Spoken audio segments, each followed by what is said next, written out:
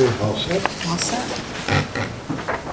I'd like to call the Selectmen's meeting to order, October 28, 2019 at 5 p.m. If anyone's recording besides Lake Cam, let us know. And the first thing on the agenda is to meet with the Agricultural Commission to discuss plans for a farmer's market and a right to farm bylaw. So whoever's going to speak to this or any of these tonight, just if you could be good enough to come up to the podium. Two people can come up at the same time. I think two will fit.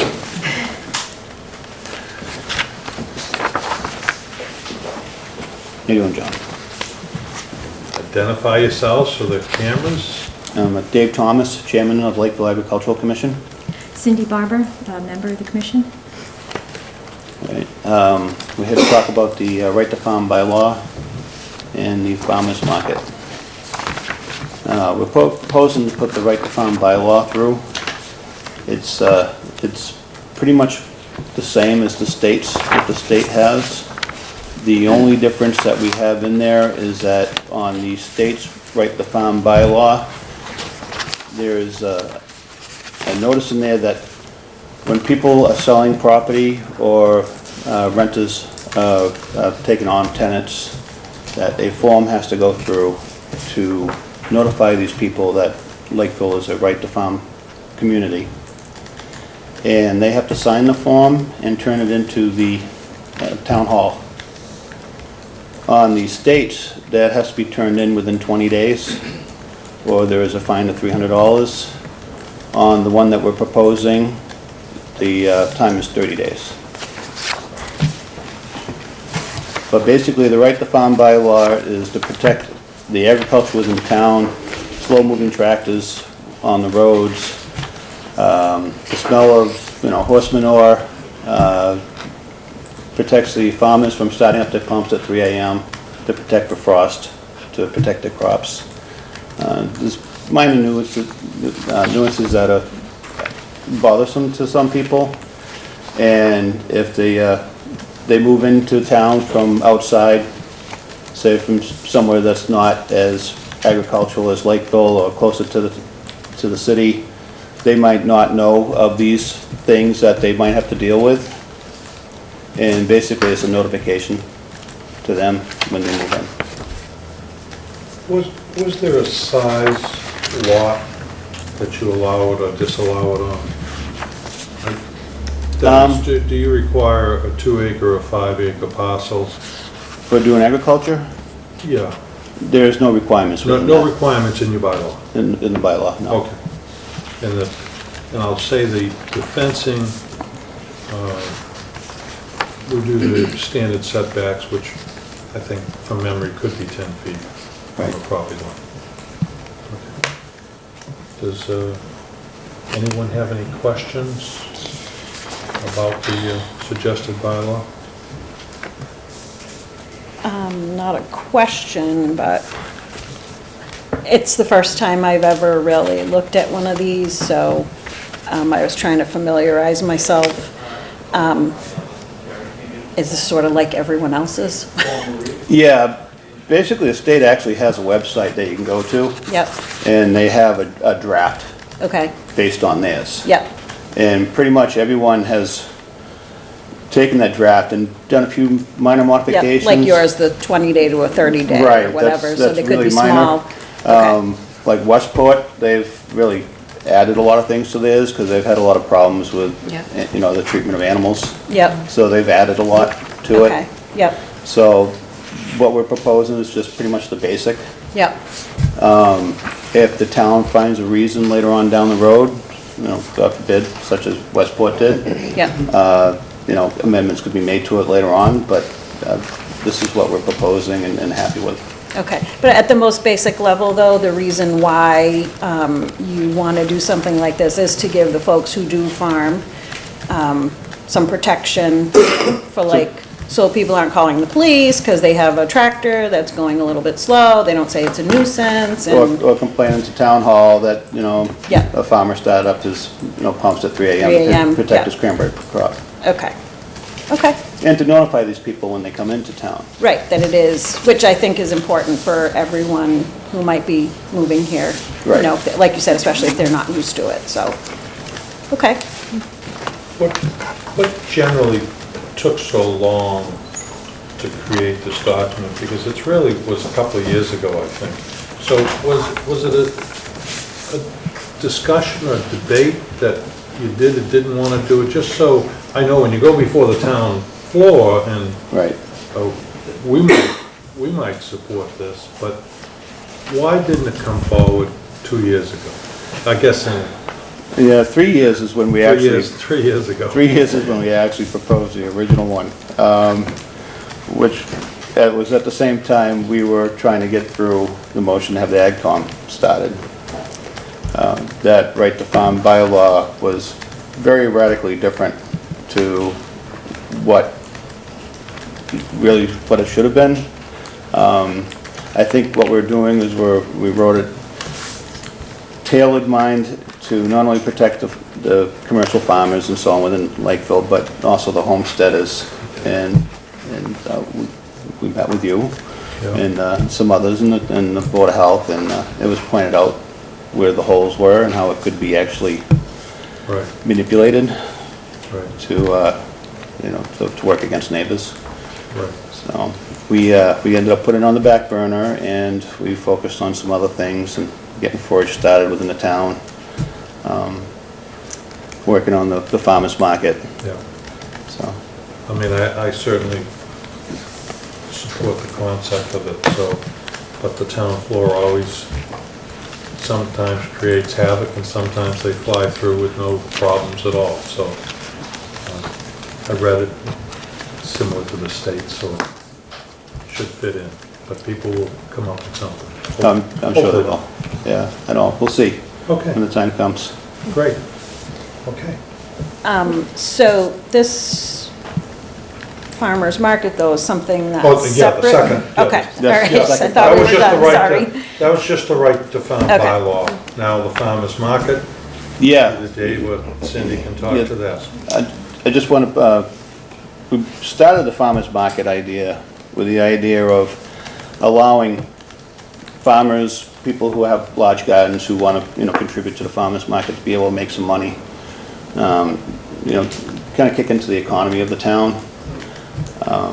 I would like to not only see produce, but I would also like to see local crafters selling at the farmer's market.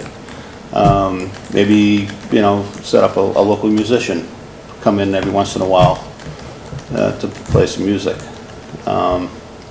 Even someone face painting for the kids. Add some culture, add some fun to the town. Cindy took this project and she's run with it. She's done a lot of research. I believe you have the numbers from the poll too? I do. Okay. Yeah. So I'm going to let Cindy take over from here. Sure. Thank you. Thanks. Thanks, Cindy. Thanks, Dave. Can I hand you the results of the, as per Sure, the request, sure. we developed a survey, an online survey through SurveyMonkey, and it's been running for about 2 weeks now, so I hope you'll forgive my lack of knowledge of technology. I couldn't figure out how to just make it work, printed through the normal way, so I just have some That's copies fine. of the results. Thank you. These are multiple copies? No, All one. it's a survey of Okay, 10 okay. questions. Perfect. Got And it. so the way it came out was in pages. So of the 280 odd responses that we've gotten from people in 2 weeks, there is one reply that said, no, don't do the farmer's market, we don't need the farmer's market, Lakeville doesn't need one. But apart from that, and you can see on the survey how interested people are in it. Some moderately, some not very much, some very interested. And then it goes through to say some of the questions that I think that you had for us said what day of the week, what location, how often. So I think provided to you, you have information that says it would be a seasonal, weekly market running from mid-June to mid-October. It would be out of doors. The vendors would be responsible for whatever protective equipment that they needed, a tent or anything like that. All of the people vending food, apart from those with uncut fresh produce or unprocessed honey, would be required to fill out the forms that are required by the Board of Health with all their certification for everything that they have. Anybody who's doing baked goods has to have their certified kitchen and all those sorts of things, or any processed foods. So we have those forms from the Board of Health office that'll be included with a pretty detailed application form from any vendors that want to participate. And all of that paperwork that's pertinent would be given to the Board of Health. And the Board of Health inspector would come, would be, once a week. And as long as the vendors were not changing from week to week, which our hope is to keep the same vendors for the season, about 10 to 12 of them to start out with, then he was fine with inspecting it initially and then on a drop-in basis to make sure everything was being upheld properly. Okay. Mr. Chair, if I could speak. Yep. Cindy and I met a month and a half ago, 2 months ago. Yeah. And we went over all the parameters that the state requires and that they're looking for. And she made sure she addressed them all, whether it be through, doing the survey and checking the demographics, et cetera, and the need for it, and then working with the Board of Health to allay any concerns, because that's where the main governing body that would be looking over this is. It's the Board of Health. So she worked with Kevin from the Board of Health to make sure she's addressing all his concerns. Sorry about the little E. coli with the... Yes, with the lettuce. exactly. But, No, thank you.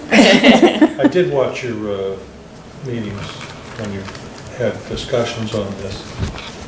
So certainly 82% of the people seem to be in favor of having a farmer's market. So I guess then the real proof will be as to whether people show up, and hopefully they do.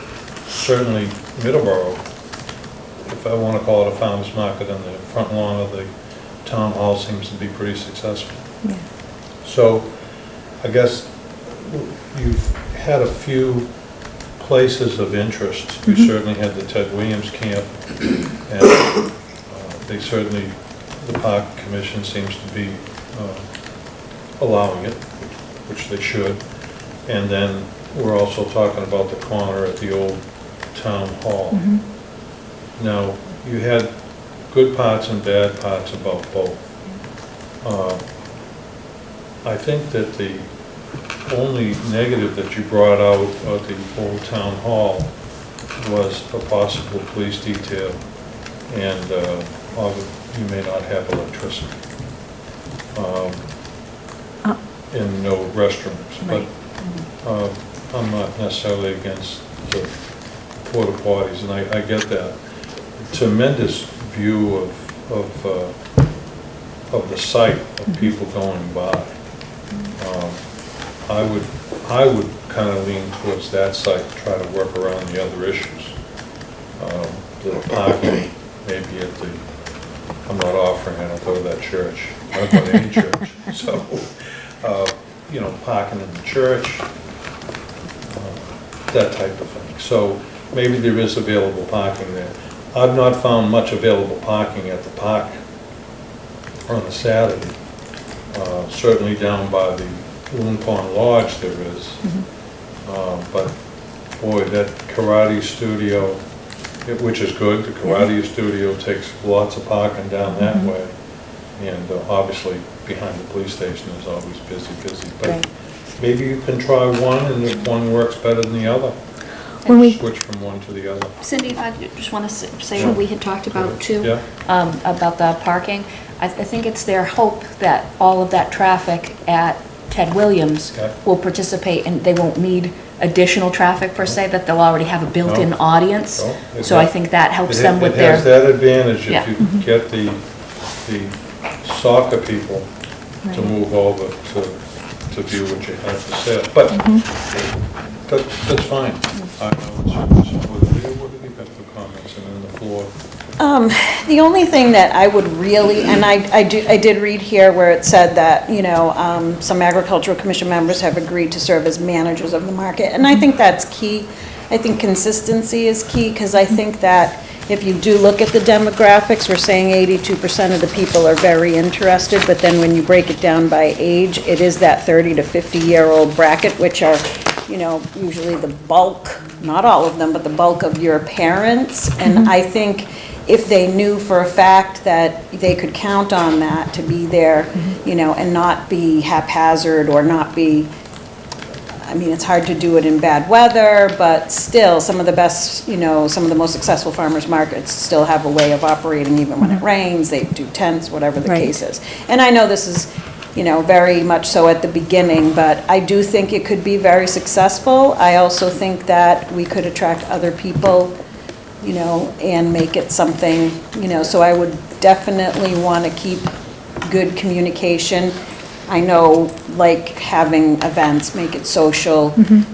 If it's a very successful farmer's market, maybe we don't even need to do that. Maybe the beauty is in that people know where they can come, and, you know, we can get good, be a good neighbor to people, you know. So I am very much for this idea. I just, you know, really want to be sure that we figure out, you know, which is the best location, and Yeah, precisely. yeah, and then the consistency of, you know, the hours that are offered, the quality. I mean, and I know you said there's like going to be a lengthy application process and everything. I wouldn't even know, you know, how you go about rating growers. That's not my specialty, certainly, so, you know, we would be relying on you, but I can't speak enough to consistency. People, you know, they can say, I can drop my kids off at soccer, go grab my produce. I have something in the freezer. I don't have to go to the supermarket. That's great, you know. And that, in the things that we've done, one woman that I thought was really instrumental, she was great, she's the woman who originated and ran the Middleborough Farmers Market that was at Oliver Mill until this year. And she's just a huge resource and has made herself very available to us. And speaking to consistency, that's what she said. Because we were thinking maybe monthly, maybe bi-weekly, and she's, no, it has to be weekly, and it has to be the same time slot, and you have to always have the same vendors. Right. You can't have, you know, somebody with these poultry products every third week. They have to be there every week. So we're pretty aware of how consistent it has to be. Yeah. I mean, I just really want it to be a success, Yeah, because I think it could be really great for the town. I really do. But I just know that running a business, it's all about consistency, so, you know. And at one time, we had considered finding out somebody who really knows how to do this and how to run a farmer's market and be a manager. But in order for insurance to cover, it has to be run by the commission, and it has to be on town property. So that's, and that's in order to avoid an enormous expense that we would have otherwise. And just to speak to some other expenses that we wouldn't be able to afford unless, as Maureen had mentioned very generously, that she might be willing, she would be willing to work on a grant with us to get some things that might otherwise be unaffordable. If we were to use Dickren-Diron as a space, Dickren-Diron Park, across precinct from the old town hall, as you mentioned, there's no toilet facilities. A Board of Health requirement is to have hand washing facilities. The cost, we'd have to park, unless we had the church parking lot, we'd have to park at the old town hall or at the library if there was space. And folks probably already know that you have to have the police detail for crossing at $50 an hour for a minimum of 8 hours. Right. And so it kind of makes it, Right, and Todd looks like he gets the vote. No, for sure, see how it goes, so hopefully it's successful. And when we spoke with the Park Commission, we've been there a couple of times, we were looking at Saturday, 10 to 1 or something like that. And their concern in that time frame was, or 10 to 2, I guess we said, was that functions at the lodge on a Saturday can sometimes begin in the early afternoon. So perhaps we can arrange our hours so they begin at 8:30, 9 o'clock in the morning and end by 1, to make it more convenient for everybody and more workable. Good presentation. And Yep. Thank you for a lot of work. Thank you very much. Yeah. Oh, thank you. Thank you. Does anyone want to speak to it from the floor, for or against? Go ahead.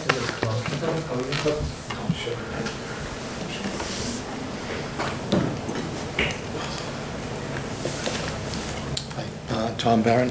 I just wanted to say I'm in favor of it. I filled out the survey. I only have one question. When it comes to produce and farming, people say sometimes they grow things organically. Who's in charge to make sure that it's organic? That was my only question.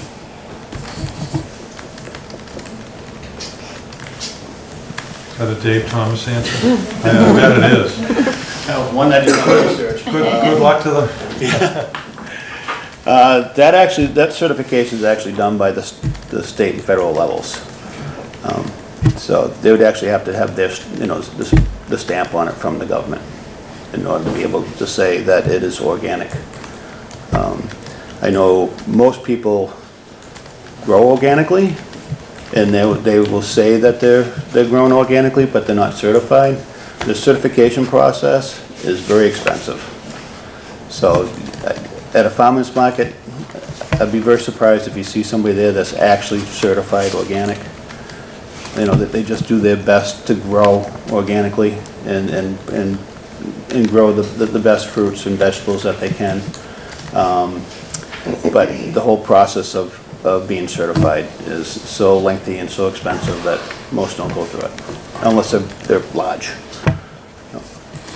Thank you. Okay. On to the next agenda item, meet with Nancy Yates. Would like to discuss the board, with the board. Mr. Chair, Yes. is the Agricultural Commission looking for a vote from the board, giving them your blessing to move forward, or? Well, it would be on the town warrant For the right to farm. for the right to First. farm, and I guess we would certainly put it on there and then vote it yea or nay at that point in time. And the farmer's market, would it be helpful to have a vote from the board so they could show the park commission? I don't think it would hurt. No, yeah, sure. Can do that. Make Make a a mo- motion, make a motion to allow a farmer's market to run by the farm commission, agricultural commission.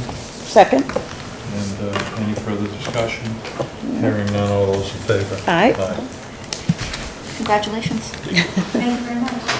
Okay.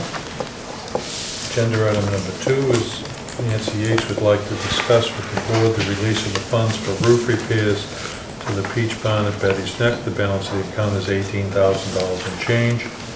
And Nate Dowling, I see in the audience, has done a rough estimate on the cost to do the repairs. So Nancy, first up, I guess. Okay. If I may, I brought copies of the conservation restriction, which didn't seem to be available, so there's like 4 copies.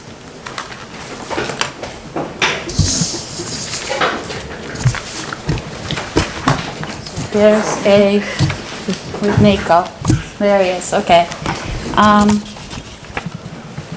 I don't go into the visitor center that often, but upon going in to get some materials, actually I think part of that, because I leave a lot of information up there for people if they want to see how we got it, the property, and noticed that the sheetrock was all rotten on the top. So I got together with Nate. You have pictures of it. I got together with Nate and we went up there and went up to the attic, and the roof leaks.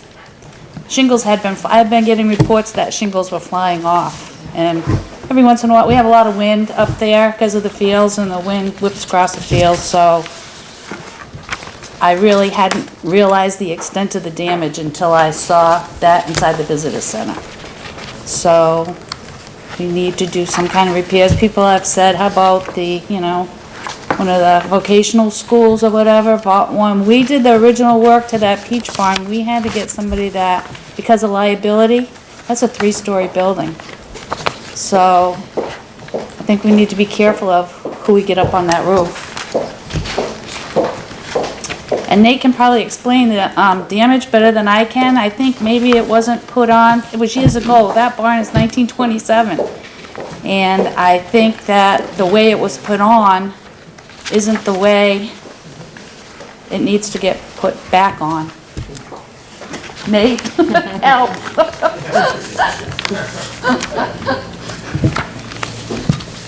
So the roof sheathing is 1x6 rough pine. The nailing, a lot of the nailing is between the spaces. I guess I would venture to say that, you know, the application of the shingles could have been better. So we are experiencing a lot of blow-offs from inside the building on a sunny day. It feels like you're out in the field on a starry night. You can see holes everywhere. It is starting to see some rotten roof boards around the chimney, around some of the other areas. It's something, if we don't get to real soon, gonna cause probably structural compromise. So I did put some numbers together. If we were gonna re-roof the entire roof, it's probably between $25,000 and $30,000. The $18,000, we could approach this in a couple of different ways. I could reach out to Old Colony, check on their availability, see if maybe if we bought materials, they could come out. If they can't, perhaps we can do half of the roof this year and then patch the other half, and then see if we can appropriate or fundraise for the second half. I do agree with Nancy, if we could release the 18, at least we could protect it for now somehow. Yeah, there seems to be one area where it's the worst, where it's coming down and hitting that the inside of the visitor center. Of course, 8 weeks from now, you have some cold weather, not in 4 to 6 weeks. So the $18,000, Nancy, is that used for other things? I haven't used that money. It's only for capital on the building? No, that was an allotment that was left to us by John Deacus when we first got it. Yeah. I would say, I don't think it says anywhere it's just for use on the building, maybe on the property. I had thought about saving that for electricity because I used a lot of that to do the visitor center.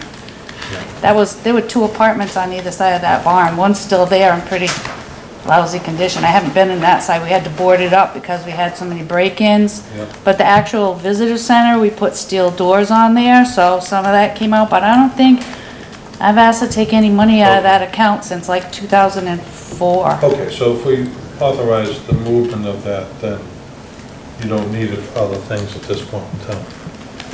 The owning of the building itself, is it Lakeville's, or do other towns share in the ownership? It's just Lakeville's?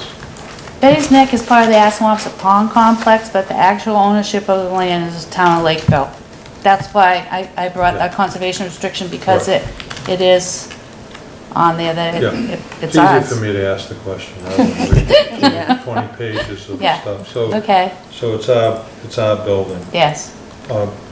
You going into the winter right away, is this a blue top roofing job for the next month, or what's your suggestion?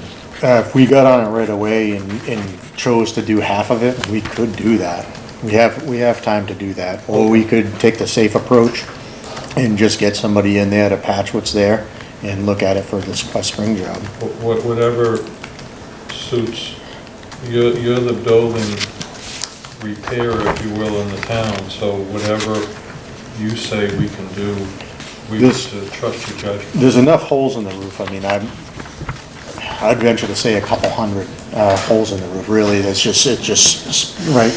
There's just holes everywhere where nails have gotten loose, popped out, so you just see light through them. It would make no sense to go in there and patch it with roofing shingles. It's a white roof. It's going to look kind of junky to start with. But somebody could go up there, and I've done it in the past, where you take a coat hanger, poke it up through the hole, shake it around a little bit, somebody goes in there and, muds some tar on it. Yep.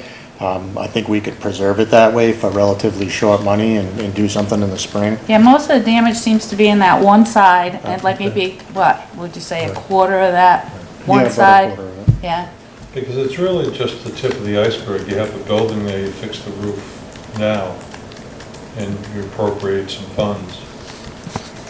But you have no income. no, but that building's pretty structurally sound, I mean, we Well, have, but you have no income to move forward in the future as the building needs future repairs. So maybe you can have ways that the Parks Department can use it for games, the agricultural people can use it for other things. So I know that you don't like those ideas. it's but- not me. But it's the raising of the money. I brought up for them about, we could have rented it to Middleborough Soccer. No, the lacrosse league. Lacrosse league for about $4,500, yeah. $4,800 for about 12 weeks. $4,800, and when I brought that before, we had the woman from Boston, Liz Newlands, was down reviewing our conservation restriction and the whole management plan, and when I brought that up, you would think I went to the dark side. They were horrified because that is not allowed in our conservation restriction by any means. What about the birds? I mean, they had 100 things, so we can't. That's, Wouldn't surprise me. okay, But well, you that's don't- why I brought You that. don't have any form of income, so moving forward, maybe you can dream up a way to get some income. Well, that was the other thing I wanted to bring up, if I might, are the fields at Betty's Neck. We did have a source of income for many years.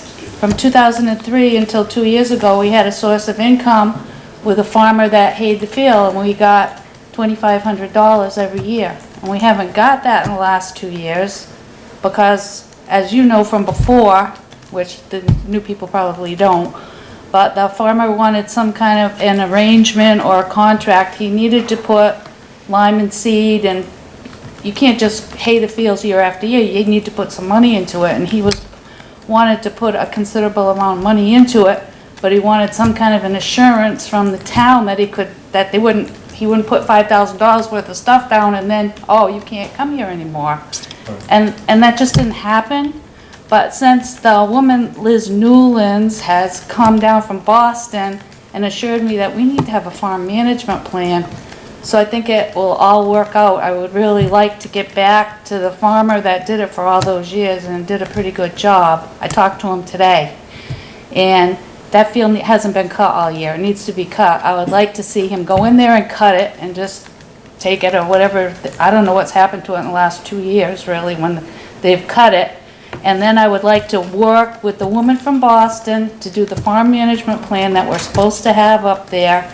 And into that, we could work the agreement with the farmer that maybe for the next X amount of years, he'll be allowed to cut it if he puts the money in the spring into whatever he needs to do. That's a long-term solution, maybe for another agenda, because it's not on the agenda. Okay, But keep it in mind that he did hay it, he did give the town money, but he put nothing back into the fields.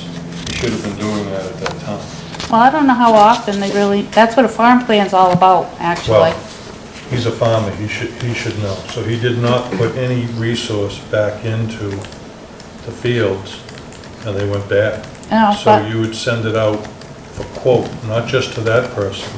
You'd open it up to anyone else where you do a long-term contract of perhaps 10 years, where they have to plow it, they gotta harrow it to start with, plow, harrow, Lime bring the seed, nutrients back fertilizer. in, the lime. So it's not that person necessarily, he can be one of the bidders, but I'd be very reluctant to give it to someone that did not put any effort in keeping those fields up to date.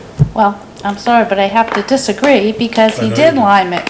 And he did do things to it and we Well, why had, isn't it any good? That's another agenda. well, it was just time to do it again. And he had to do extra because we have damage up there from ATVs, from snowmobiles. A different agenda. Okay.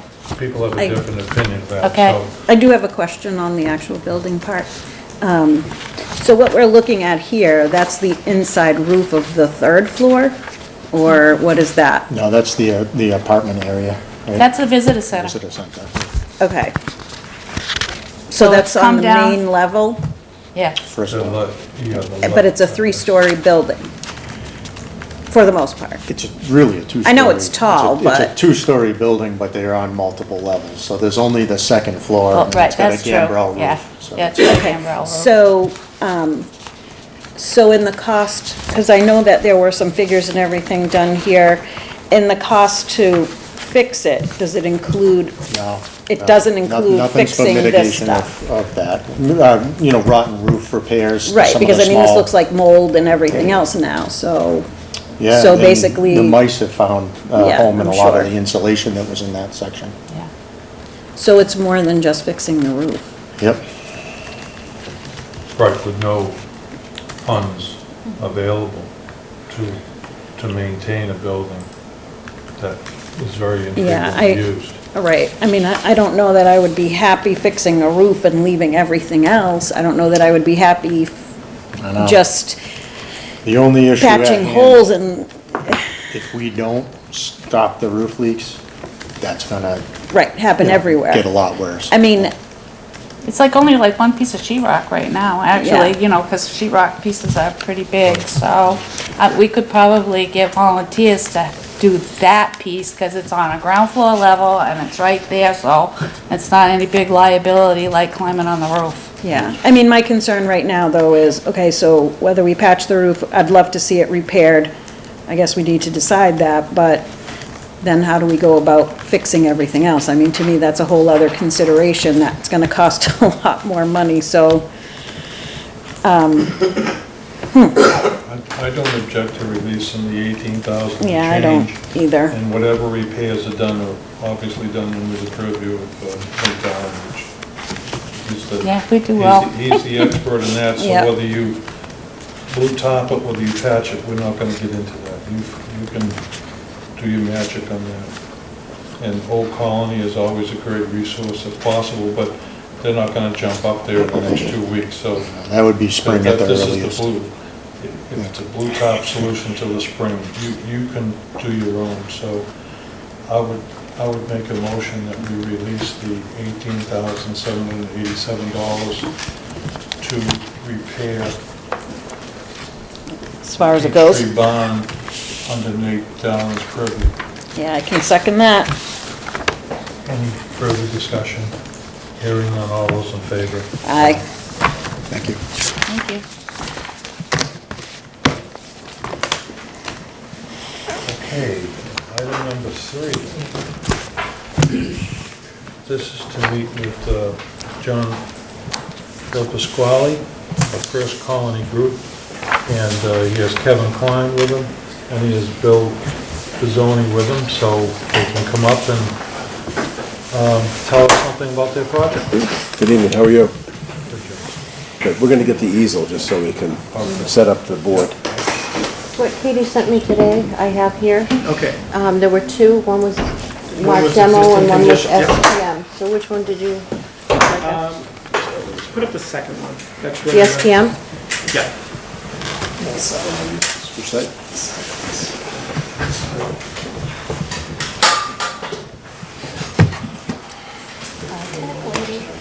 I'm getting out of the way. Looks good in there, John. Isn't the light bothering you, John? So that's That's the most. Okay, actually, put up the Put first one. the other one? all the technology. It's our first time using it, you're our first customer. What you need is a laser pointer. Put that on the list. If you don't need the easel, then these folks can see that on Okay. the screen. I don't know, do you have We it? will end up using it. We'll take it down for now, but then we'll put it back up when we need it. Okay. So, I'm John Deli Pascoli, and the owner of First Colony Development, who now has site control over this particular piece of real estate, which is formerly known as Island Terrace. And those of you here know that Island Terrace started life as a mansion for an individual, and then in the mid-50s was converted to a nursing home, or a rest home as they called it back then, and then ultimately turned into a major nursing home, which up until recently operated up to about a year and a half ago. Just a quick thumbnail there. Island Terrace got into some financial difficulties. They had the owners, the prior owners, had looked to expand Island Terrace, and consequently, they got into a situation where they borrowed a lot of money and did a lot of site work, did a brand new wastewater treatment facility there, did a water facility, did many improvements environmentally compared to what was there, which was cesspools and other things, which Kevin Klein, and by the way, with me tonight is my engineer Kevin Klein and our attorney Bill Pisoni, who all of us will say a few words. So the owners have lost the property. The property went back to the bank, and the bank has agreed to sell it to me, and for the last year I've been working on repositioning the property. So what we've done is our first stop was to work with the Board of Appeals, and what we did is we presented a plan of 84 multifamily units, all 2 bedrooms, and that was based on the sewer flowage that was there originally, that was rebuilt during the last couple of years of about 12,250 gallons or so. That got shrunk down to 74 units during the process with the Board of Appeals, but that was voted on. But that was subject to DEP signing off on the program. So our next stop after the Board of Appeals, after that was completed, was to go to the DEP, which we did, and we spent the better part of the summer there.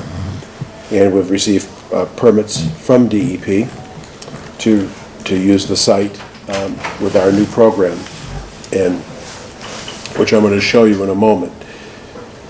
The buildings that you see there right now on that plan are all going to be swept off. And what DEP is now approved and what the Board of Appeals approved is slide number 2. Can we push that one?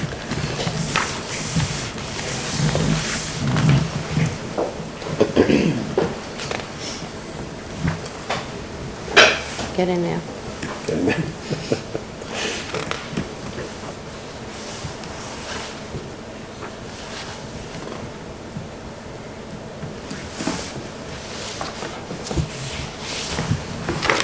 I like the old-fashioned way. So did I. Going back to the very shortly, John.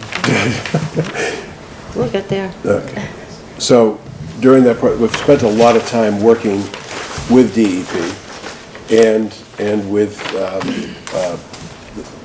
the City of Taunton and the City of New Bedford, who also weighed in with some issues which we've worked on resolving and are on the cusp of having those fully resolved. Okay, no, we're still there. There we go. Okay, so now what the plan is, with all those little buildings you saw right on the prior plan, all in the existing nursing home would all the surface buildings, which there are, I think 5 or 6, would all be swept away, and two buildings would be built there. And those buildings would be 3-story with underground parking, and they'd consist of 33 units per building, a total of 66 units. This is 55 and older housing, and they're all 2 bedrooms. And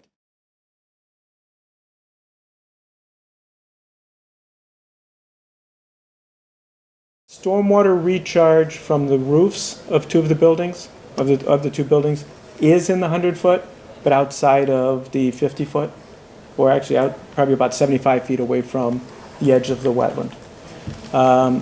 Stormwater from the parking area is outside of the 100-foot buffer, and all of the new buildings and everything else are outside of the 100-foot buffer. We will be doing some work to the wastewater system, and primarily what we're doing is eliminating most of the collection system. There's now just a small pipe from each building connecting to the treatment system, whereas before in the Zone 1 we had grease tanks and septic tanks and a rather large collection system to collect from all of the different buildings there. All that comes out. The treatment system remains the same. The leaching system, we're retaining about 75% of it. We're eliminating, I think, 8 trenches and rebuilding 4, just so that we can build a building without having to get closer to the water. So we're going to be moving that. We have test pits with the Board of Health scheduled for Monday. That'll be for the new leaching. It'll be for the stormwater. And we're also going to dig up on the northeasternmost trenches, the ones that are coming out. We're going to dig up right there and take a look at them. They've been used for 4 years or 3 years. Just want to see the condition of them. When we're out there, we're not expecting that, we're expecting they're going to look great. The soil out here is nice, sandy material, and we get about 40 feet to groundwater. That's about it. Do you have any for or against the project, if you will? Generally, you don't have to, but you're more than welcome to. No, not specific to this project, but anyone coming to Lakeville, I would love to know that they're going to be a good neighbor, you know. We do have the peach barn there. Never hurts to ask around, but, you know, I think people like those assurances that, you know, when big things like this happen, I don't know if your intentions are to, you know, do walking trails around your own property or whatever, but, you know, again, I know there's been meetings where people have been talking, so I just, you know, want people to know that, you know, the intention by you is to be a good neighbor, you know, to be a good neighbor with, you know, the Deacon's family too. And I think that's important for people to know that. Yeah. I anticipate you're going to have 66 good neighbors. It's a beautiful site. It's a beautiful area. Over the past 15 years, I've got up there in times when I've been early for meetings, and I've been down to your peach barn, and I've walked down to there, and it's a beautiful area. It is beautiful. And the residents from here, that's a great spot to be able to go down and walk. And I couldn't imagine that you'd leave here and drive down there, but you'd walk down to it. It's a nice walk down there, and it's just having active residents out here, I think is going to really improve the entire site. Good. Okay, good. I want to certainly wish you well in pushing this project forward. No one ever likes to see more building going on in town if you always read the Facebook group, but I think John mentioned a building that's empty is the worst thing that the town can have. We have those in other areas, and they last a long time till something bad happens with them. Very rarely do they get sold and become something very useful. So I think this is a great project. 66 units or thereabouts for seniors. You can say I sell my soul down the street, but I'd rather get $250,000 in taxes paid for seniors living there with very little impact on the town versus other alternatives that could come about. So certainly I would like to see this project go forward. It's a good-looking project, so I wish you well, and hopefully you do well with the other boards. And let the citizens come and ask their questions at the public meetings at the planning board and Board of Health level. Yes. I just have 2 quick questions. Yes, sir. On the deed restrictions there, it said no swimming, because it's a reservoir. The reservoirs are posted, no swimming, no boating, no fishing. Could you just expound on that? And the second question is, because it's on a reservoir and it's a water supply for Taunton and New Bedford, do you have letters from them in support or against the project? Those are my 2 questions. Thank you. Okay. So when the project, let me take them in 2 steps. Let's talk about the Taunton New Bedford first. When the original project was developed and all the site work that was done that we discussed tonight, the new sewage treatment plant, the wells and everything else during the last 3 to 4 years, the cities of Taunton and New Bedford wrote letters of support to the tolls and to DEP to support the project. When I came along, they didn't know what was going to happen. They wanted to make sure they preserved their positions. We have worked very diligently with them, and I believe, Bill, we're pretty well there.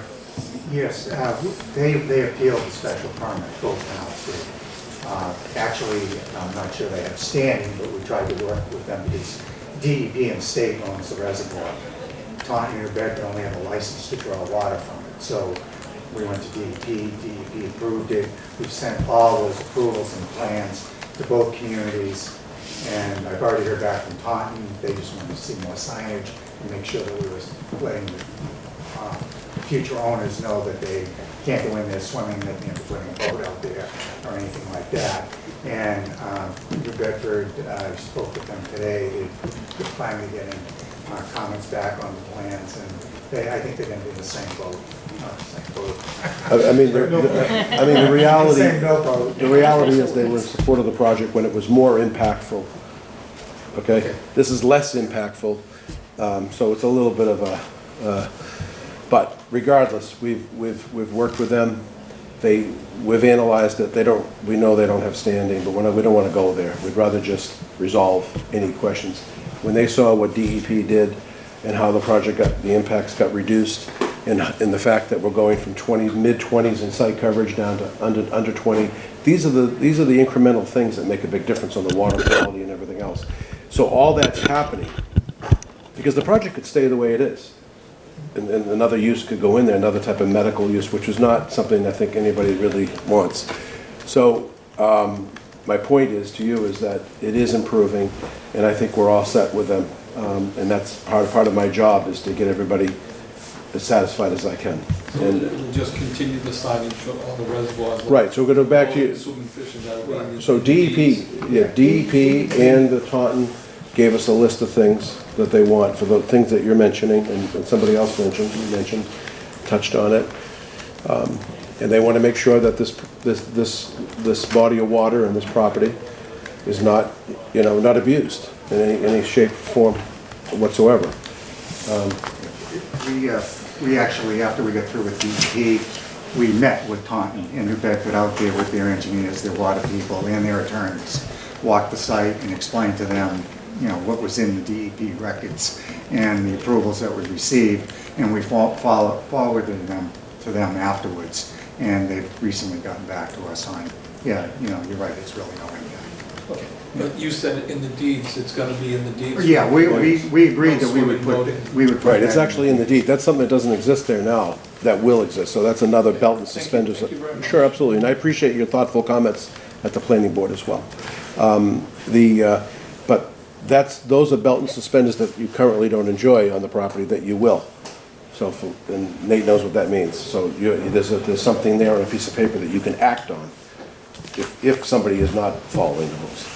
Yeah, when you drive up to the site now, there's big blue sign that says water supply protection area. Those signs will remain because this is a water supply protection area both for the pond and for the on-site water supply wells that we have here. So it's actually protecting both. And so the homeowners will be aware of that, that they are protecting the pond, but they're also protecting their own water supply. My concern is that I'm on the Herring Commission, and it's the biggest natural spawning area in the whole state for the herring. And it's very valuable, Right. and we're just trying to maintain. And we respect that. Thank you. And that's why this project that's in front of you tonight actually works more to you than what leaving it alone and doing nothing.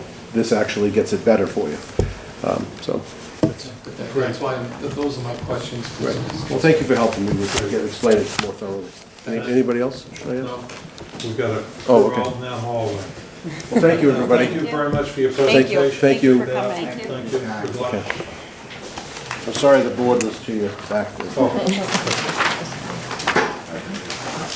Nancy, do you want us to appoint you to the conservation so you can just gonna skip to item number 13 first. Yes, please. I was gonna try to sneak it in, but I couldn't. Conservation Commission, agenda item number 13, has a vacancy due to a resignation. I have advertised the vacancy, and we received one letter of interest from Nancy Yates. The Conservation Commission met with Nancy and has sent the attached letter recommending that Nancy be appointed to the vacancy. So I make a motion that we appoint Nancy Yates to the Conservation Commission. Her term would expire on July 31st, 2022. Second. Any further discussion? No. Hearing none, all those in favor? Aye. Thank you. Chuck, could I ask you one favor? Could you move up the Quickest appointment for the government herring has ever people? moved. Move up the appointment for the herring people so I can go too? Okay, all right. You don't have to be here. We're always here just for... Okay. I'm sorry. All right. Item number 4. Meet with the fire chief is the first up.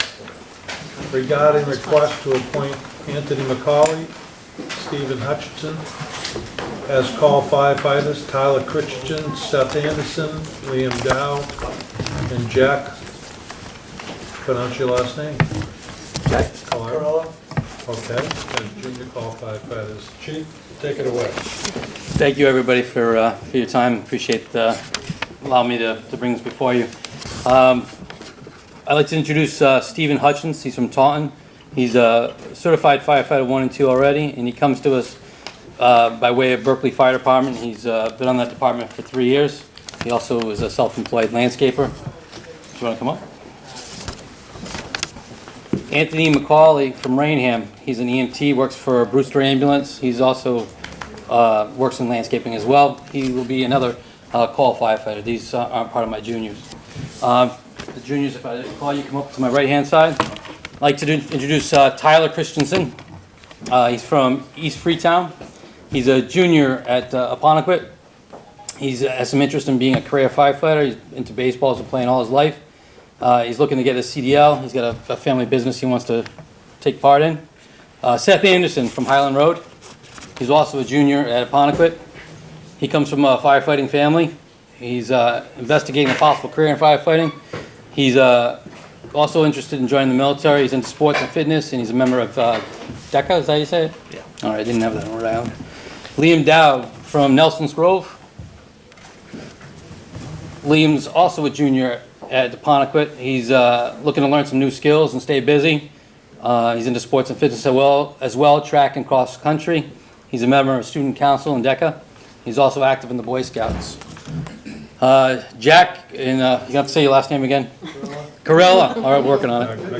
I'll get that next time. 16 Highland Road. He's a junior as well. He's looking for a new challenge. He wants to help people. He's into fitness as well. Hopes to attend the Mass Maritime Academy after graduation. These folks represent our second intern group from the high school. They're also being sworn in as junior firefighters, which is also a standing program. We have a training program outlined for them, and basically they're going to learn the skills and get their feet wet with firefighting, learn what it's all about. We're going to keep them safe, though. Stephen, on the other hand, he's going to be an active firefighter. He's already certified, so as soon as we get him signed up and oriented with the vehicles, he's going to be good to go. So these are the people I put in front of you for consideration for appointment. I think it's a great opportunity for us and a great opportunity for you folks, because we certainly take pride in our fire and police first responder groups, and look forward to seeing the activity of young fellows getting into it, and girls the next time get in line too. And I look forward to it. You're coming into a great department with some outstanding equipment, outstanding personnel. You've got 2 relatively new ambulances, 2 brand new fire trucks in the last year and a half, so you're off to a great start. Leah? Working with a great chief. Thank you. You're welcome. So, Good. Good. Thank you very much. thank you. Do you guys have the motion or anything? Oh, Yeah, oh let's my make it God, official. We're going to make a motion that we appoint Anthony McCauley, Steve Hutchinson as call firefighters. That's one, so let's do that. Second. And all those in favor? Aye. Tyler Christensen, Seth Anderson, William Dow, Jack Calara as junior call firefighters. Second that. And all those in favor? Aye. Aye. Great. Congratulations. Ms. Chubb.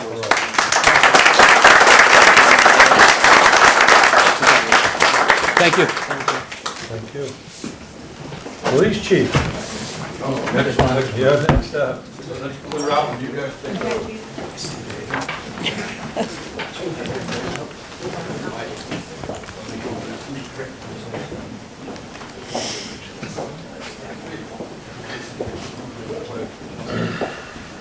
Big group.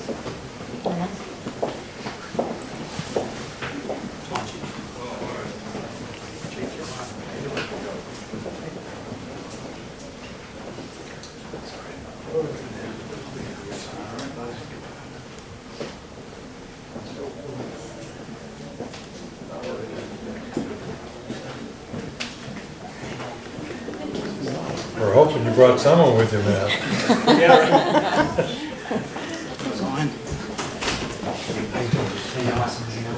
Hi, nice to meet you.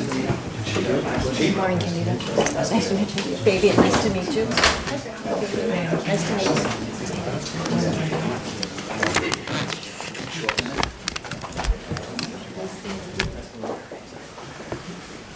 Hey, Chief, you're up. How you doing? Thank you for having us.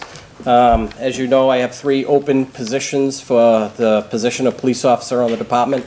The 3 positions are due to 2 retirements and a newly created position that's going to allow us to staff a full-time detective. We posted the position back in July. It's been a long process. We've had 44 applicants for the job, 10 qualified applicants. Of those 10, we did extensive background checks. We conducted interviews, and I have the 3 best candidates in front of you tonight for appointment. The first one is Alexander Malo. Let me step up here. Alex is a Taunton resident. He worked for the town of Rochester as a police officer 5 years. Graduated the full-time police academy. He holds a bachelor's degree in criminal justice that he obtained from Bridgewater. So I respectfully request his appointment to police officer. Do them one at a time? Well, yeah, we'll make a motion to appoint Alexander Mayo as a police officer effective on November 3rd, 2019. Second.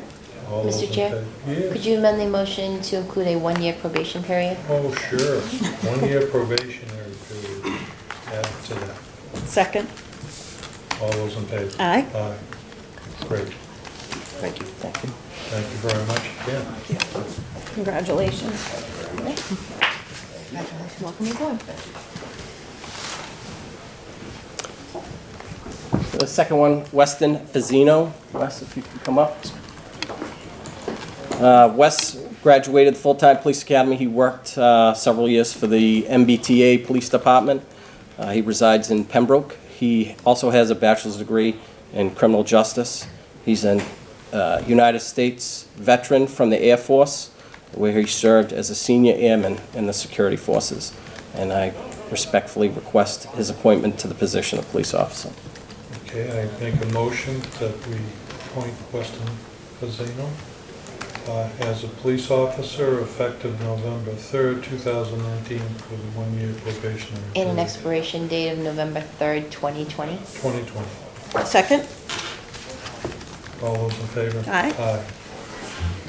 Congratulations. Congratulations again. Thank you. Congratulations. Thank you. Welcome aboard. Thank you, appreciate it. And the third one, Daryl Makowitz. Daryl, if you could step up here. Daryl also comes from us from the MBTA Police Department. He's a graduate of the MBTA Police Academy. He's currently pursuing his master's degree. He's also a veteran of the United States military.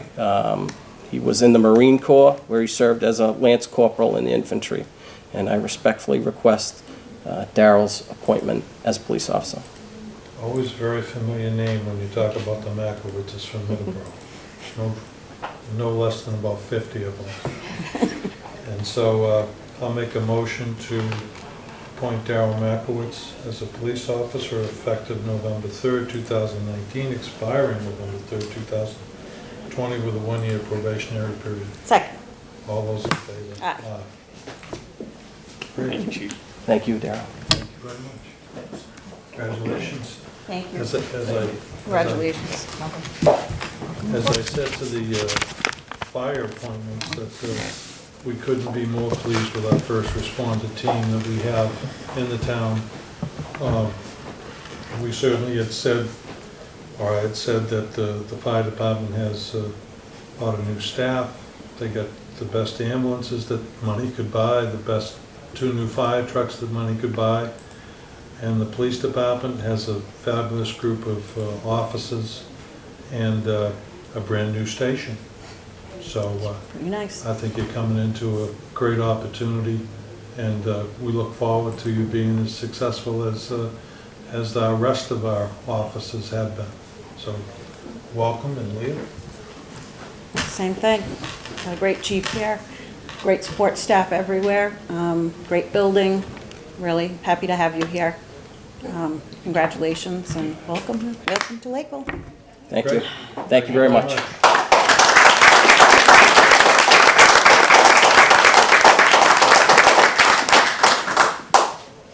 Sorry to take so long. Chief? Yes. If you want to send someone over tomorrow, I'll have the signed forms for you. Yes, thank you. We're going to take out of rotation number 12, which we couldn't quite get to.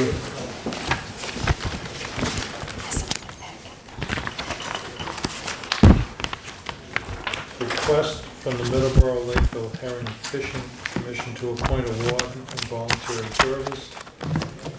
The Herring Fishery Commission has requested the board appoint the following positions: Carol Carlson, warden; Brian Holman, volunteer observer; Dr. Bruce Chase, volunteer observer; Wally Glendy, volunteer observer. All terms to expire on September 30th. Well, Carol's is September 30th, 2022. The other 3 are expiring September 30th, 2020. And that's my motion. Second. I All just those have a question. Yes. What does a volunteer observer actually do? Volunteer observer, oh, sorry. Sorry. We're putting you to work, Tommy. You sure I get my exercise? Tom Barrett, I'm on the commission. There's no real difference. The only difference between a warden and a volunteer observer, they go down, they can do herring counts, they go down, enforce policies, they can come to the meetings, educate the public. It's when we have a meeting, they're a non-voting member. Okay. That's the only difference between what we all do. Okay. Thank you. Okay? Any other questions? Okay. So I made the motion, Thank you. seconded. All those in favor? Aye. Aye. Thank you very much. So thank you. Sorry to make you wait. That's so okay. long. Thank you. We're going to take another one out of rotation, item number 8, which is request to amend host community agreement for a change of name to Tricone Health Corporation. Tricone Health has sent a letter in the request for a name change to the host community agreement. The new name will be Bud's Goods and Provisions Corp. Attached are the items listed in Attorney Owen's letter for review. And so, Alex, go ahead, tell us what you do. Good evening, my name is Alex Mason. I'm the president of Bud's Goods and Provisions, formerly known as Tricome Health Corp. This evening I'm in front of the board to request an approval in the name change, which has been approved by the state and the Cannabis Control Commission. We are not changing ownership, we are not changing ownership structure, we're not changing anything but our name. The name change is purely for a marketing branding purpose, since we're both pursuing medical and adult use, and we feel the direction that the company is going in would be more appropriate to have something that's more encompassing outside of the medical realm. So we decided to change it to Bud's Goods and Provisions, and will ultimately be called Bud's Goods. Any questions? I'll Mr. Chair, make I checked the with town council, everything's fine. Yes, yes. I'll make a motion, and we'll have further discussion. Make a motion that we allow the name change to Bud's Goods and Second. Provisions Corporation. Second. On a discussion, I guess everyone's always curious, what is Tricome's Status. status Yes. in the town of Lakeville? So to be very honest and transparent, our biggest challenge early on was capital. As I've continued this pursuit in this industry, I've learned that building a growing facility indoors all around is not the best endeavor, both environmentally, socially, financially. And so our efforts in this opportunity here in Lakeville is to turn that into a large manufacturing facility where we'll be doing post-production, such as edibles, oils, tinctures, tablets, beverages.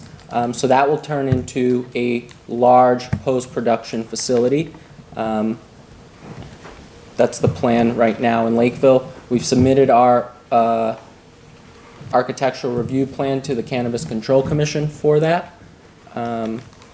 They're taking their time. We plan on going in front of the planning board to review those plans for special permit, probably by early spring of next year, and start construction probably as soon as we get that special permit. Right, I think we might have changed that from the planning board to the zoning board. Okay. But that's just. Good to know. You'll find Good to that know. out I'll find that as out you go once. through the, Yes. process. Would you be opening a retail facility? Would you just be doing manufacturing and shipping? We will, as of right now, we are going to only pursue manufacturing. Okay. That will reduce our footprint and impact on the site as a whole, but also it will maximize our capacity of what we could produce at that facility. I believe that growing indoors is an unsustainable business model. It's extremely cost expensive. The costs can't even, at $400 or $500 a square foot, it's hard to justify building such a facility because there's no scale from a business perspective there. Any other questions? We're trying, John. When I I got don't- into this, I had no clue what I was getting into. I don't mind. Yeah. I think I'm certainly in favor. I signed up for probably When I talk about grow facilities, whether it be a grow facility, whether it be a manufacturing facility, it's what I consider to be a non-retail facility. So I think that's great for the town of Lakeville. Yeah, I mean, So- I will reduce our footprint, and I think residents will feel a little better about. Right, as this business model of cannabis in the state changes, there's only gonna be some very large corporations that are gonna be doing, That's selling with multiple locations and large grow facilities, and if you're a boutique manufacturer of some sort, then I think you have a better shot at being successful.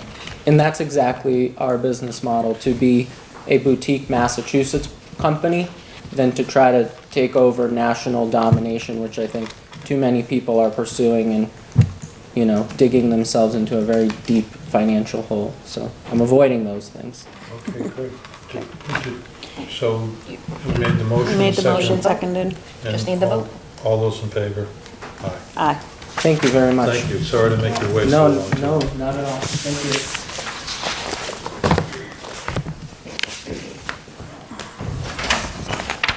We took everything out of rotation, so.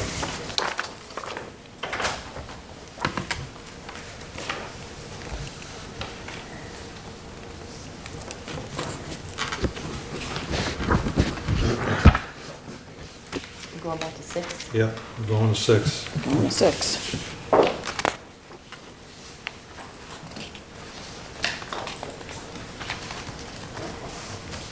Six, review and award contract for a Poniford High School energy efficiency project to Prison Consulting, and poor Nate has been corralled to be here all night long. I'm sorry. That's all right. Go ahead, Nate. So we received a sole bid for the Apponequet High School energy improvement projects in the amount of $228,407. Slightly over what we had for spending through the DOER grant. Part of that bid was a number of $66,290 was bid in alternate for an interior LED lighting scope that we could reduce and fall in budget. What we have available to spend right now is we got a grant for $223,390. We also had a supplemental grant from Middleborough Gas and Electric of $8,000, which totaled us at $231,390. So if we were going to use that entire $231,390, then the $228,407 is doable without reducing scope. The issue at hand is $10,000 of that grant award was for project administration. So whereas this is a project affiliated with the school district, and usually Freetown would pay a certain portion of the project cost, the Board of Selectmen had authorized us to spend the entire grant amount for the school, except for the grant administration, which would be paid in kind to myself, Tracy's work, Lorraine, Maureen, and any other entity that was doing reporting or project management. So there's about a $7,000 shortfall from an administrative perspective. Just to kind of circle back around on the administrative part, we also received a grant for Serped to help us with our administrative functions, quarterly reporting, annual reporting, project administration. So I don't think that we're going to need more than the $3,000 left. So, I mean, it would be at the board's pleasure to authorize the additional $7,000 out of the grant administration piece of the DOER energy improvement grants towards this project. Which we will do. Which you do. Which we will do. I don't remember. Do you remember the number that we got from Serped? It's like 10,000, 8,000, something like that. The amount of money, Nate, that we're authorizing tonight. $228,407. Okay. And if you want me to touch on it for everybody to kind of hear, that's replacing motors and variable frequency drives on the hot water pumps at the school. The air handling units, variable frequency drives on those. Building envelope improvements, insulation, weather sealing, stuff of that nature on the entire school. All of the exterior LED parking lot, metal halide parking lot lights will be transitioned to LED, and then partial interior lighting upgrades with LED. So this is what bid, Nate? Is this all the other bids plus this one total? About how much? So this is our fourth grant round.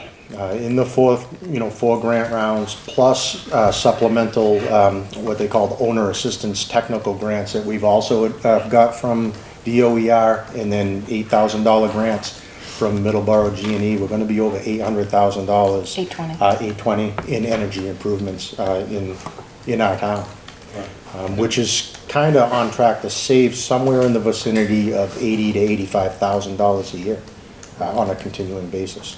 I think certainly that's worth spending a minute on, because without you pushing this project, we have an energy committee, which is a fabulous committee, but you do the lion's share of a lot of this along with Lorraine and other people that are involved, Tracy involved in the quoting process. So there's a lot of working pieces to this, but being able to put $800,000 in a grant system and also putting all of that previous money into mostly Assawamsett, a lot of Assawamsett, some town buildings we did, but a tremendous leap forward in savings, and saved ourselves a lot of money. And we probably put in these grants and other town funds, almost $800,000 in the Assawamsett, which by using a lot of sole proprietorships, you're able to do the work for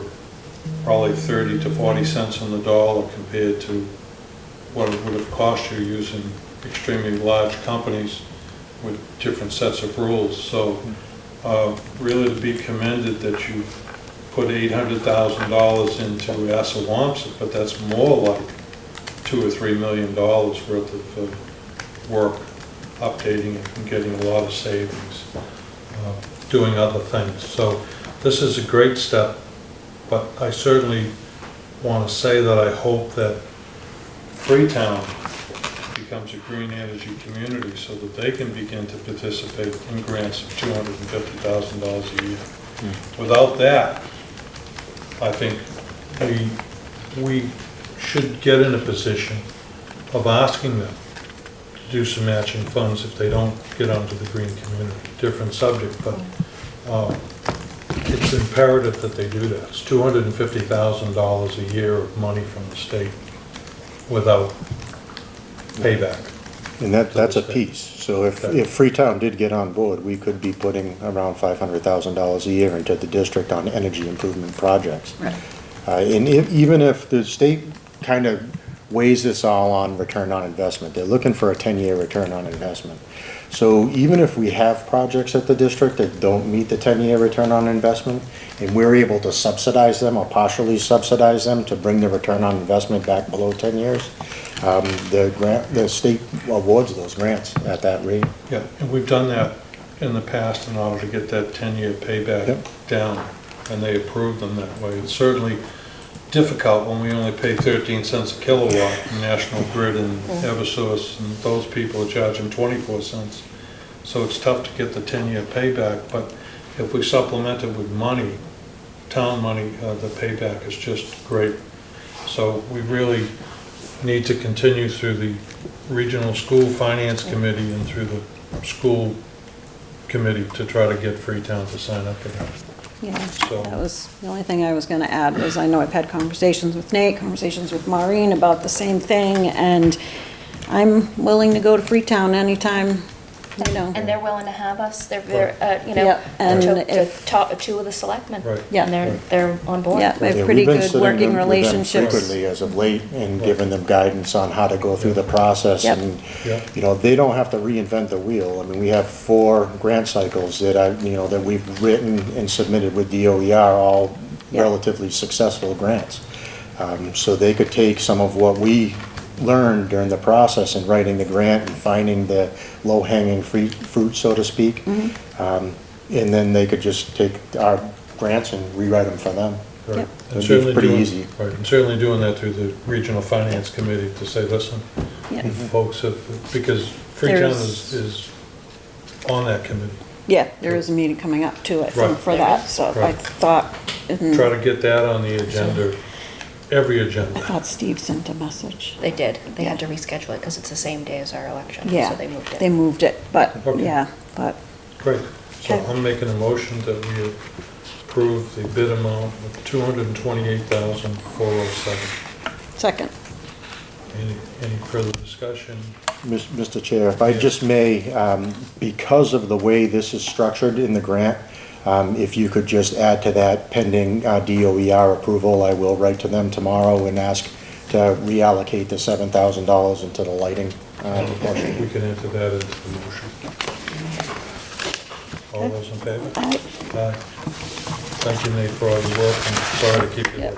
waiting. My pleasure, thank you.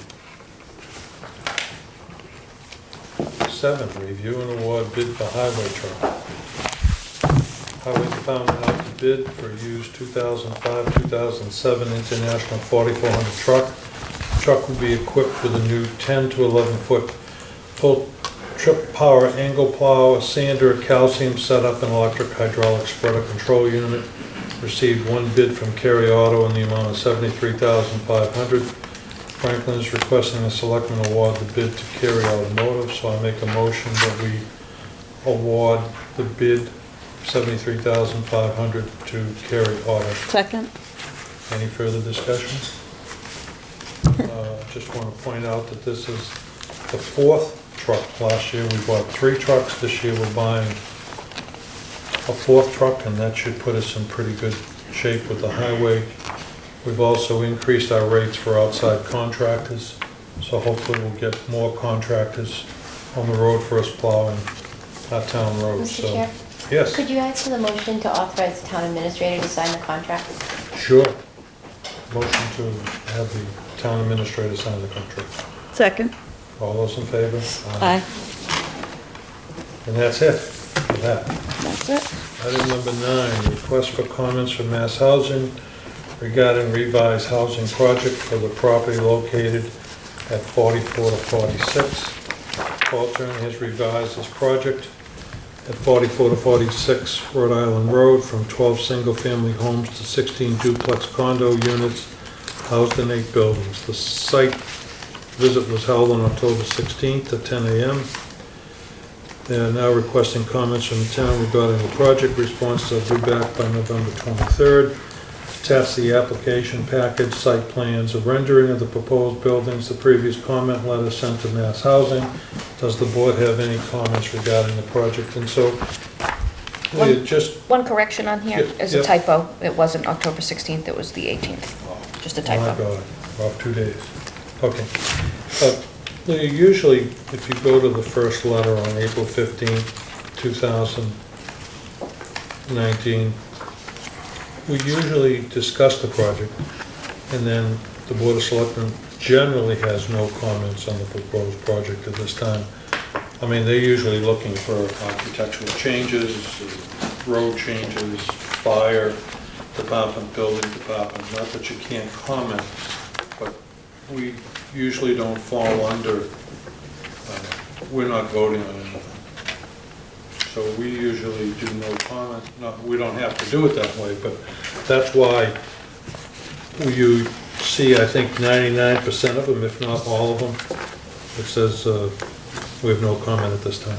So the question is, do we want to do that, or do you want to comment regarding the project? I just have a question, so I don't know where it falls under. I did see somewhere something about waiving permitting fees. Oh, we're not waiving any permitting fees. Okay, that was No, my only that was question. That was somewhere in the package. Yeah. But that, I don't think that's in the current. I don't know if it's in the current, but they had asked for waiving permitting fees in the affordable units. We don't waive any fees. Okay, that was pretty much the And only so question I have. If there's any question, Maureen, about that, it's somewhere in the, Yeah, I don't even know where it was. but if it comes up, Got it. we're not waiving any fees, in my opinion. Yeah, no, Okay. I don't want to waive any fees. So do we do as we did on the April 5th? Same statement? Yep, Yeah. no comment. Perfect. Okay. Does the request to close the senior center at 12 p.m. on December 20th for employee Christmas party? That's my motion, that we allow them to close it at 12 p.m. I second, and I have a question. Sure. Who's the employee? The person that's coordinating it? No, the employees, who are we talking about? Is it just the folks from the Council on Aging? No, this is the employees for the town, right? I don't know. This is Jesse's. Request to close the senior center at 12 p.m. for the employee Christmas party. That's my question. My question is it for just the folks at town? I mean, at this Council on Aging? No. Is it for This is everybody? the whole It's all town. departments in the Yeah. town. Okay, all right. I'm like, well, is it the same day? It's a heck out of me. That was my motion, that we allow them to close it. Okay, I second that motion. All those in favor? Aye. Board of Library, agenda item number 11, the Board of Library Trustees has requested the selectmen proclaim the week of November 2nd through the 9th, 2019 as Friends of the Lakeville Public Library. I have the attached proclamation that perhaps Leah can read. Give it a Sure, whirl. I'll give it a whirl. So, make it as a motion or just read the Oh, proclamation? read the proclamation. Okay, so Friends of the Lakeville Public Library Week, November 2nd through the 9th, 2019. Whereas Friends of the Library raise money that enables our library to move from good to great, providing resources for additional programming, much-needed equipment, support for children's summer reading, books, museum passes, and special events throughout the year. Whereas the works of the Friends of the Lakeville Public Library highlights on an ongoing basis the fact that our library is the cultural cornerstone of the community, providing opportunities for all ages to engage in the joy of lifelong learning and connect with the thoughts and ideas of others from ages past to the present. Whereas the Friends of the Lakeville Public Library understand the critical importance of well-funded libraries and advocate to ensure that our library gets the resources it needs to provide a wide variety of services to all ages, including access to print and electronic materials, along with expert assistance in research, readers advisory, and children's services. Whereas the Friends' important gift of their time and commitment to the library sets an example for all in how volunteerism leads to a positive civic engagement and the betterment of our community. Now, therefore, be it resolved that the Lakeville Board of Selectmen are joined by the Lakeville Public Library Board of Trustees as they proclaim November 2nd through the 9th, 2019 as Friends of the Lakeville Public Library Week in Lakeville, Massachusetts, and urges everyone to join the Friends of the Library and thank them for all they do to assist our library and community. And that's my motion. Second? All those in favor? Aye. Item number 14, the board needs to schedule November, December selectmen meetings. The proposed dates are as follows. I'm unavailable, as I mentioned at the last meeting, I'm unavailable on November 12th. So that the earliest, and I think you had mentioned, Lee, are you out of town at the end of this week too? Yes. Okay. So the, what are you doing now? So I do know that we have a couple of things that might be sort of pressing, but... So the earliest, I think I could have because we'd have a new selectman elected on the 5th, we could have one on the 18th, which you're unavailable for, but if there's anything pressing, we could have one on the 18th, and otherwise we would just schedule it for the 25th, or you can schedule it for the 25th, and we can have one the 18th if anything's pressing. In the same way, I'd like to see one on the 12th, because I do know that, I know new growth has been calculated. I'd like to see, you know, the tax rate set. All the folks in place are telling me that, you know. I won't be available, so I'm not doing it. And so all those... But we'll have another selectman. It's fine, so the tax rate doesn't have to be set until, I think... Right, but we have sometime another, well we'll into have another December. selectman by the Right. 12th, so I don't understand why it's okay for me to miss a meeting, but not you. You don't have to miss a meeting. I won't be here on the 18th. I don't have to schedule it for the 18th. It's only if something's pressing. So you're gonna wait 4 weeks to do town business? No, I'm gonna wait 3 weeks to do town business, which you're objecting to. No, when are you scheduling a meeting, November 25th? No. Or the 18th? Well, I'm You telling could you do that the I'm not going to be here, John. Fine. Okay? You're not gonna be here the 12th, so why is it fair that you don't get to be here and we don't have a meeting and I'm not here, so I can miss it? What's the difference? Why, are you more important than I am? We will have a second selectman on the 12th, okay? We will have a third selectman on the 12th. Why should that person not be able to attend their first meeting just because you can't be here? I don't understand the Right, difference. so the 25th or the 18th? It's a choice. It's not a choice. Okay. So the next meeting will be the 25th. So you're gonna put town business on hold for 4 weeks just because No, you can't no, be no. here on the 12th? No, you are. John, there will be You another are. selectman in place on the 12th. The first time to have a meeting is the 12th. No, it's not. Yes, it is.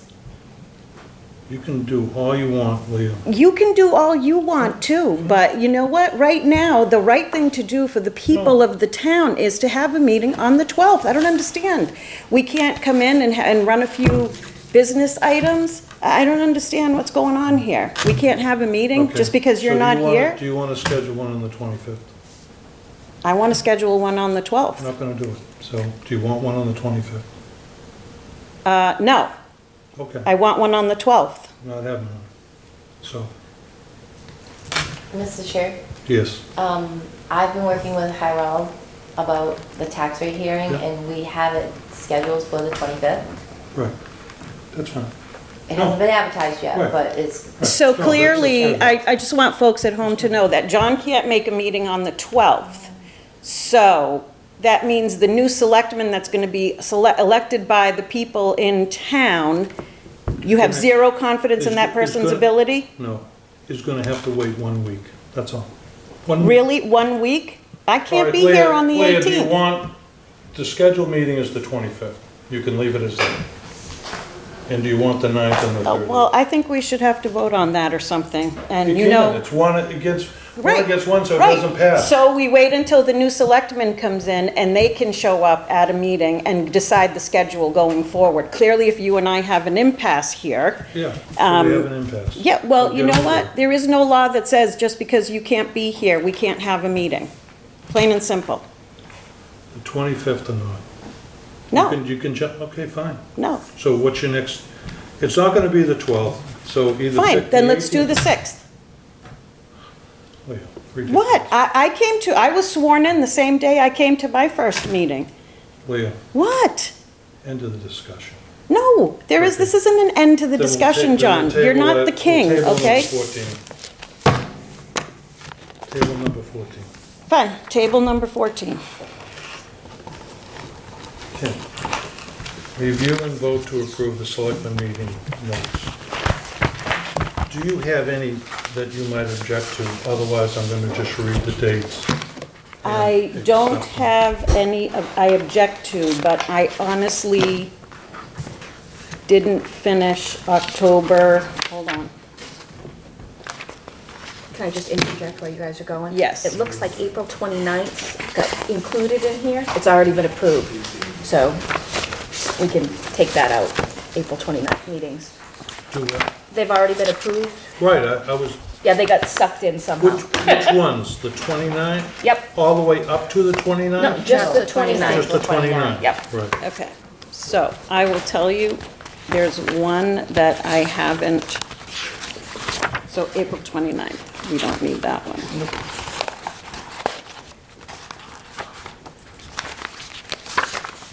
So October 7 is the only one that I didn't finish.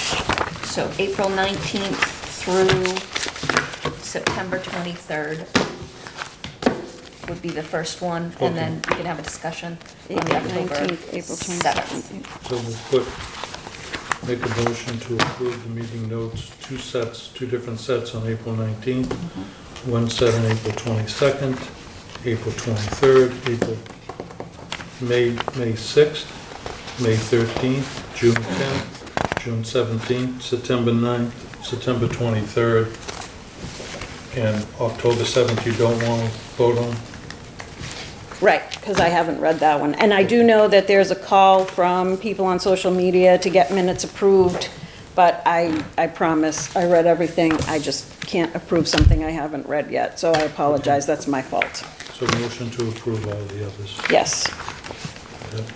And you second that? I second that. Okay, all those in favor? Aye. That's it.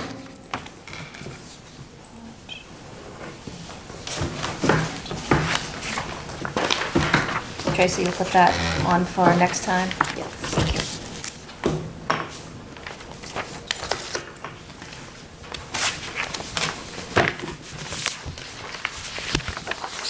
Motion to adjourn? Second.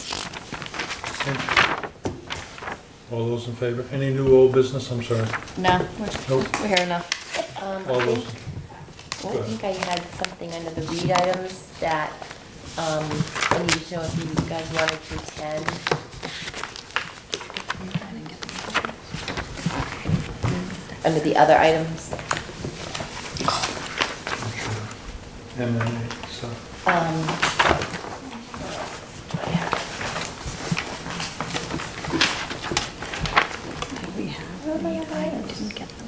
Did we have, I don't think we have read items. They go. Okay, we don't have read items. Right. Okay. I will have to find them. Motion to adjourn. Second, yep. All those in favor? All right.